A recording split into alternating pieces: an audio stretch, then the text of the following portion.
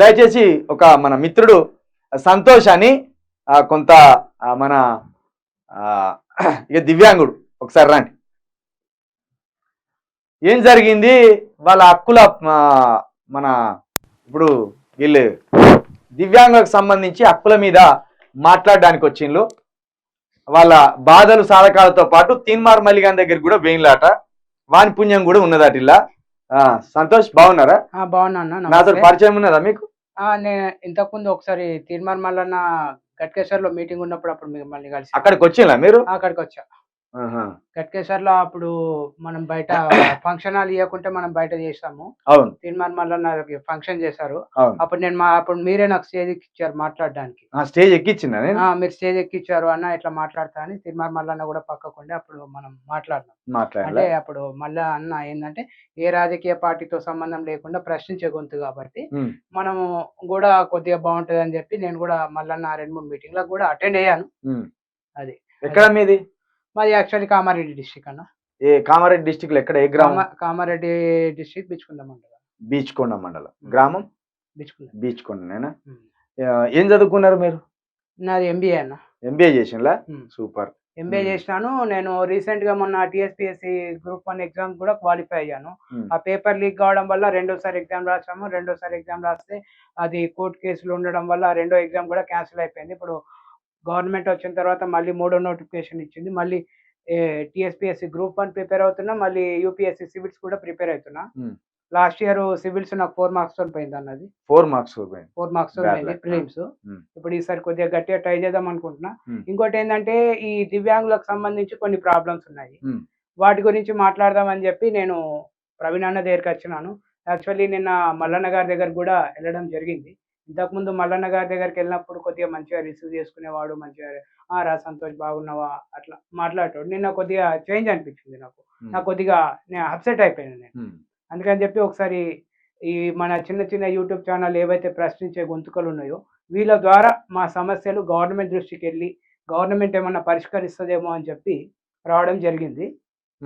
అయితే మనము ఈ నెల 3వ తారీఖు అనుకున్నాం, వచ్చే నెల 3కి అనుకోకుండా కొందరికి ఎగ్జామ్స్ ఉండడం వల్ల అది 10వ తారీఖు పోస్ట్పోన్ అయింది. మార్చి 10కి మొత్తం దివ్యాంగులతోని పటాన్ చెరువులో ఒక ఫంక్షన్ లాగా ఏర్పాటు చేసి మాకున్న సమస్యల గురించి గవర్నమెంట్కు నివేదించాలని అనుకుంటున్నాము. ఎవరైతే ఈ చిన్న చిన్న యూట్యూబ్ ఛానల్ కానీ వార్తా పత్రికలు కానీ మా సమస్యలు ప్రభుత్వ దృష్టికి తీసుకెళ్తారని కోరుకుంటున్నా. ఇందులో ముఖ్యంగా మా యొక్క సమస్యలు ఏంటంటే ఇంతకుముందు ఉమ్మడి స్టేట్ ఉన్నప్పుడు వికలాంగులకి ప్రతి జిల్లాలో బ్యాక్లాగ్ పోస్టులు అనేటివి ఉండేవి. వికలాంగులకి, ఓన్లీ వికలాంగులకి.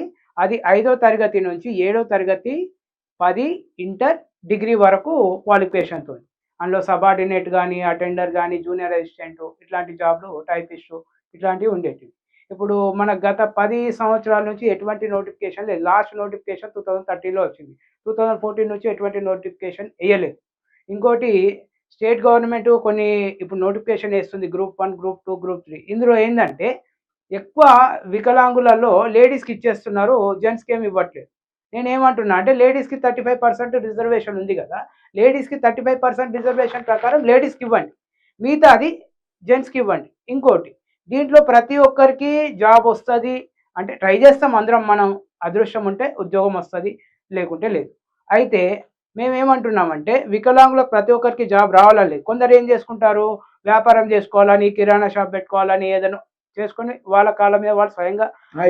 మీరు ఒక పాయింట్ చెప్పిండ్రు, మన ఇప్పుడు మీ దివ్యాంగులలో అమ్మాయిలకు ఎక్కువ ఇస్తాను జాబులు, అమ్మాయిలకే మొత్తం ఇస్తున్నారు, జెంట్స్ కి లేదు. వికలాంగుల దివ్యాంగులు అంటే అంత దివ్యాంగులు, మళ్ళీ వాళ్ళ లేడీస్ ఏమున్నది, బాయ్స్ ఏమున్నది. దివ్యాంగులకు ప్రత్యేకమైన జాబ్లు ఇస్తారా? ఈ నోటిఫికేషన్ లోనే కలిపేస్తారు? ఈ నోటిఫికేషన్ లోనే కలిపేస్తారు. దీంట్లో ఎంత శాతం ఇస్తారు మీకు? యాక్చువల్లీ ఇంతకు ముందు ఎట్లా ఉండే అంటే లేడీస్ కు కొద్దిగా, జెంట్స్ కొద్దిగా. ఎట్లా, ఏ పర్సంటేజ్ లో ఉండే? ఇంతకు ముందు 50-50 లాగా ఉండే. 50-50 లాగా ఉండే, అంటే 100 ఉంటే 50-50 పంచుకునేది. ఇప్పుడు ఏం చేసినారు, మొత్తం లేడీస్ కి ఇస్తున్నారు. మరి మీరే కొట్లాడాలి, అదే కదా బాధ. మేమేమంటున్నాం, ఎవరికి అన్యాయం జరగద్దు. ఇప్పుడు లేడీస్ కి సెంట్రల్ గవర్నమెంట్ 35% రిజర్వేషన్ అని తీసుకొచ్చింది కదా, ఆ 35% ప్రకారం లేడీస్ కి ఇవ్వండి, మిగతాది జెంట్స్ కి ఇవ్వండి. ట్రాన్స్జెండర్స్ ఉన్నారు, వాళ్ళకు కూడా ఇవ్వండి, వాళ్ళు కూడా వికలాంగులు. మంచి ఇప్పుడు ఒకవేళ దివ్యాంగులకు 100 పడ్డాయి అనుకో, 35% వాళ్ళకు ఉన్నది కాబట్టి ఆ 35% వాళ్ళకి తీసేయాలి. మళ్ళా మిగిలిన ఈ 65%లో మీతో మళ్ళీ కొట్లాడొచ్చు, అట్లా కూడా కొట్లాడచ్చు. అందులో వీళ్ళు కొట్లాడి జాబ్ తెచ్చుకున్నా కూడా తెచ్చుకోవచ్చు. మీరు బాగానే ఉన్నది ఇది. మరి ఇది రేవంత్ రెడ్డి గారి దృష్టికి తీసుకపోయిందా? అది మొన్న జనవరి 4th కి మా వికలాంగుల లూయి బ్రెయిలీ బర్త్డే అని ఉంటది. అది మినిస్టర్ గారి దృష్టికి కూడా తీసుకెళ్లడం జరిగింది. సీతక్క గారు ఉన్నారు కదా ఇప్పుడు కన్సర్న్ మినిస్టర్, ఆమె ఏమన్నారంటే కేబినెట్ మీటింగ్ లో మేము నిర్ణయం తీసుకుంటాము అని చెప్పినారు. ఆల్మోస్ట్ నాకు తెలిసి 2 or 3 కేబినెట్ మీటింగ్స్ అయినాయి అనుకుంటా, ఎటువంటి డిసిషన్ తీసుకోలేదు. అందుకని మేము చివరి ప్రయత్నంగా ఈసారైనా గవర్నమెంట్ మా సమస్యలు నెరవేరుస్తుంది అని చెప్పి ఒక చిన్న ఆలోచనతోని ఈ ప్రయత్నం చేస్తున్నాం. ఇంకోటి, ఇప్పుడు మాకు స్టేట్ గవర్నమెంట్ లో జాబ్స్ ఇంతకు ముందు ఏదో అది జరిగిపోయింది, ఇప్పుడు గవర్నమెంట్ మారింది, వస్తాయని ఒక చిన్న హోప్ ఉంది. ఏంటంటే మాకు రావాల్సిన వాటా ప్రకారం మాకు ఇవ్వండి. ఇంకోటి, సెంట్రల్ గవర్నమెంట్ ఇప్పుడు ఎవరైనా వ్యాపారం చేసుకుంటా అంటే వికలాంగులకి 25% సబ్సిడీతో లోన్ ఇస్తుంది. దాన్ని మేమేమంటున్నామంటే ఇప్పుడు స్టేట్ లో దళిత బంధు, బీసీ బంధు అని తీసుకొస్తున్నారు, అది ఫ్రీగా డబ్బులు పంచుతున్నారు. మాకు ఫ్రీగా ఏమొద్దు, సబ్సిడీతోని మాకు కొంత లోన్ ఇస్తే జాబ్కి ఎలిజిబుల్ లేని వాళ్ళు ఏదైనా వ్యాపారం చేసుకొని వాళ్ళ కాళ్ళ మీద వాళ్ళు స్వయంగా బతుకుతారని ఇది ఒక ఉద్దేశం. మంచి, నిజంగా ఇది నిజంగా దీన్ని మనం హర్షించాలి. ఎంత అద్భుతంగా చెప్పినంటే మనోళ్ళు ఆల్రెడీ ఇప్పుడు మీకు ఎంత శాతం కనబడుతాయి? నాకు ఒక 40%. 40% కనబడతాయి. నాకు 30% అని దగ్గర కనిపిస్తుంది, దూరం. ఎంత భయంకరం ఇది. 100%లో ఒక 30% మాత్రమే కనబడుతుంది మన ఈ తమ్ముడికి. అయినప్పటికీ కూడా మాకు ఏది పుణ్యానికి వద్దురా భయ్, మాకు ఏది పుణ్యానికి వద్దు, మీరు ఇయ్యని మాకు లోను, మళ్ళీ వాళ్ళు తిరిగి కడతాం. దళిత బంధు, ఈ బంధు, ఆ బంధు అని వచ్చిన అన్ని కాళ్ళు రెక్కలు ఉన్న వాళ్ళకి ఇస్తాను కదా మీరు. మాకు మేము హ్యాండిక్యాప్స్, దివ్యాంగులము, మాకు మీరు ఇయ్యండి లోను, తిరిగి మేము కడతాం, మాకు పుణ్యానికే వద్దంటారు. ఇది నిజంగా ధైర్యం, బాగా మీకు ఆత్మవిశ్వాసంతో చెప్తాను. ఇప్పుడు బ్యాంక్స్ లోన్కి వెళ్తే, సపోజ్ మాకు దివ్యాంగులకు బ్యాంక్ అకౌంట్ ఉంది అనుకోండి, ఏటీఎం కార్డు ఇవ్వమంటే ఇయ్యారు. మీకు కళ్ళు కనబడే కదా మీకు ఏటీఎం కార్డు ఎట్లా కడతారు? మళ్ళీ మీరు ఎట్లా ఏమైనా లోన్ అడిగితే లోన్. ఇప్పుడు విజయ్ మాల్యా, లలిత్ మోడీ ఎగ్గొట్టే నా కొడుకులకేమో, సారీ అని ఏం తప్పేం లేదు, ఎగ్గొట్టే నాయలకేమో ఇస్తారు, కామన్ మ్యాన్ మేము అడిగేసరికి ఇవ్వరు. ఇప్పుడు కామన్ మ్యాన్ ఎవడన్నా లోన్ తీసుకుంటే కొద్దిగా, ఇప్పుడు సపోజ్ గవర్నమెంట్ ఎంప్లాయీ ఉన్నాయి, గవర్నమెంట్ లో ఏమైనా ప్రాబ్లం ఉంది, ఒక నెల శాలరీస్ అటు ఇటు అయితే, civil issue, last time government employees civil మొత్తం పడిపోయింది. యాక్చువల్లీ అన్న నేను నా ఓన్ గా నేను కొద్దిగా పని చేసుకోగలుగుతానా, నేను housing loans, personal loan, business loan, life insurance, health insurance ఇవి చేస్తాను. అంటే ఇప్పుడు నాకు ఏం లేదు, బిజినెస్ లేదు. ఇప్పుడు కామారెడ్డి కదా, కామారెడ్డిలో ఎవరైనా personal loan, Hyderabad, all over India ఎక్కడైనా చేస్తాను. మీరు అక్కడ ఉన్నారు కాబట్టి చెప్తాను. అంటే నేను ఇప్పుడు కామారెడ్డి పరిధిలో కావచ్చు, హైదరాబాద్ పరిధిలో కావచ్చు. మీ నెంబర్ ఎంత? మీ ఫోన్ నెంబర్ ఎంత? 9951. దయచేసి నేను పెడతాను, రాసుకోండి. ఎందుకంటే మనం ఈ రకంగానైనా సాయం చేసిన వాళ్ళం అవుతాం. మీ నెంబర్ ఎంత? 9951 9951 51 3575 3575 75 29. సంతోష్ కదా? సంతోష్. తెలుగునే రాద్దాం. సంతోష్, మీరు లోన్స్ ఇప్పిస్తారు? లోన్స్, ఇన్సూరెన్స్ అన్న. లోన్స్, ఇన్సూరెన్స్ ఇప్పిస్తారట మనోడు. మనోనికి ఒక రూపాయి ఇవ్వకపోయినా కూడా లోన్స్ వేయించుకోండి, ఆయన పర్సంటేజ్ ఆయనకు వస్తుంది. అట్లా తన జీవితాన్ని తాను ఎవరి మీద ఆధారపడకుండా తనకు తాను బతకగలడు. ఈ పని చేయండి. 9951357529. సంతోష్, హైదరాబాదు, కామారెడ్డి. ఇక మీరు ఎక్కడైనా ఆన్లైన్ లో చేసుకోవచ్చా? ఆన్లైన్ లో వాట్సాప్ లో పంపిస్తే బ్యాంకు పంపిస్తాం, వాళ్ళు వెరిఫై చేసి డైరెక్ట్ కస్టమర్ కాల్ చేస్తారు. మిమ్మల్ని కలవాల్సిన అవసరమే లేదు. కలవాల్సిన అవసరం, కలవాలనుకుంటే ఎవరైనా కలవచ్చు. అది నేను ఎందుకు అంటున్నా, ఉండేది కామారెడ్డి కాబట్టి నేను ఇక్కడ ఫిజికల్ గా కలవాలంటే ప్రజెంట్ హైదరాబాద్ లోనే ఉంటున్నా. ప్రజెంట్ హైదరాబాద్ లోనే ఉంటాడట, పటాన్ చెరువు దగ్గర ఉంటాడు. ఒకవేళ కలవకుండా దీనికి వాట్సాప్ చేస్తే సరిపోతుంది. ఫోన్ చేసి మీకు వాట్సాప్ చేయొచ్చు. మీకు దగ్గర కనబడతా అంటే దాంట్లో చేసి పంపుతారు. దయచేసి పని చేయరు. ఏ లోన్ అయినా గవర్నమెంట్ ఎంప్లాయీస్ అయితే SBI అకౌంట్ ఉంటే 1 day లో పర్సనల్ లోన్ ప్రాసెస్ చేస్తాం. ఇంకోటి ఇది అయిపోయింది. ఇప్పుడు మల్లిగన్ దగ్గరికి ఎప్పుడు పోయింది? నేను నిన్న వెళ్ళాను. ఏంది ఏమన్నారు, ఏం అడిగిండు, ఏం చెప్పిండు వాడు? నేను అంటే ఇంతకు ముందు వెళ్ళినప్పుడు రా సంతోష్ కూర్చోని మంచిగా రెస్పాన్స్ ఇచ్చేవాడు.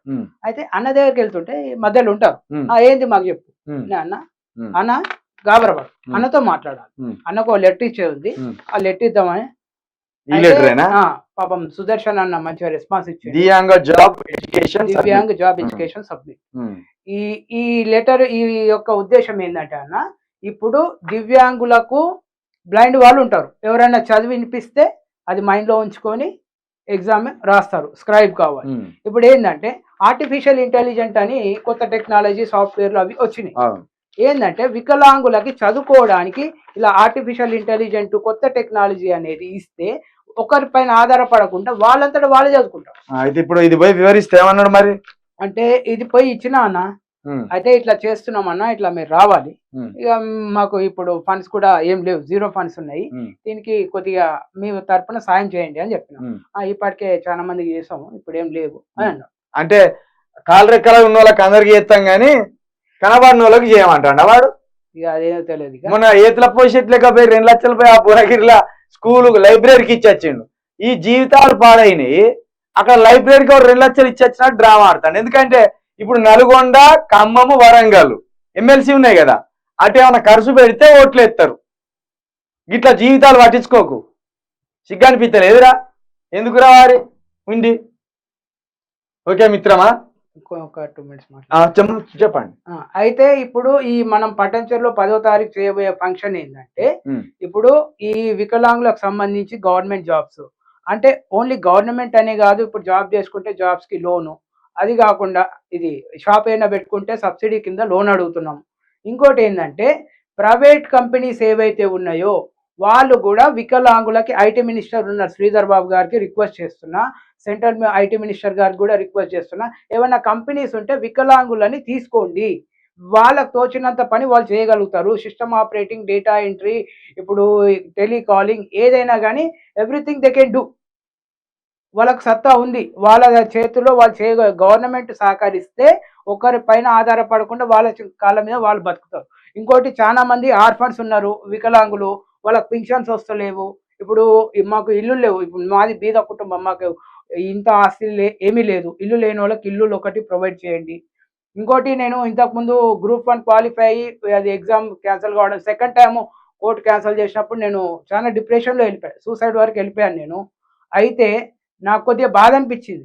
అయితే నేను ఒక యూట్యూబ్ ఛానల్ ఓపెన్ చేసుకొని కొద్దిగా అంటే ఇప్పటికిప్పుడు ఇన్కమ్ రాదు, కొద్దిగా నా కాలమే నేను బతుకుదామని చెప్పి నేను అడిగిన కొందరు యూట్యూబ్ ఛానల్, మన వికలాంగులకు సంబంధించిన సమస్యల మీద మాట్లాడడానికి, వికలాంగులు కానీ ఆ యూట్యూబ్ ఛానల్ యొక్క ముఖ్య ఉద్దేశం అంటే ఇప్పుడు కొందరు లోన్స్ గురించి మోసపోతున్నారు, వాటికి గైడ్ లైన్స్ అంటే ఫైనాన్షియల్ ఎట్లా ప్లాన్ చేసుకోవాలి ఫ్యూచర్, ఇట్లా కొన్ని. యూట్యూబ్ ఛానల్ పేరు ఏం పేరు? నా ఏఆర్టీ తెలంగాణ అని ఉంటాయన్న, మీకు వాట్సాప్ లో లింక్, నాకు లింక్ పంపితే నేను పెడతా. ఏఆర్టీ తెలంగాణ మనల్ని తప్పకుండా సబ్స్క్రైబ్ చేసుకోండి, ఎందుకంటే వాట్సాప్ లో లింక్ పంపండి. తప్పకుండా మా ఛానల్ ద్వారా మీలాంటి వారికి మేము డబ్బు అయితే ఇచ్చే స్థితిలో లేం గానీ, మాకే డబ్బు అవసరం పడ్డది కానీ, ఒకవేళ మాట సాయం అయితే మాట సాయం, చేత సాయం అయితే చేత సాయం, ఏదైనా మేము చేస్తాం, 100% చేస్తాం. మీరు నాకు గుర్తులేదు కానీ నేను మీకు గుర్తున్నా, అందుకే మీరు ఫోన్ చేసిండ్రు. ఎందుకంటే ఆ రోజు మీకు 2-3 సార్లు గుర్తు ఫోన్ కూడా చేసా, అన్న ఎట్లున్నారు అన్న, ఒకసారి మీకు దాడి జరిగినప్పుడు కూడా నేను మీకు కాల్ చేసిన.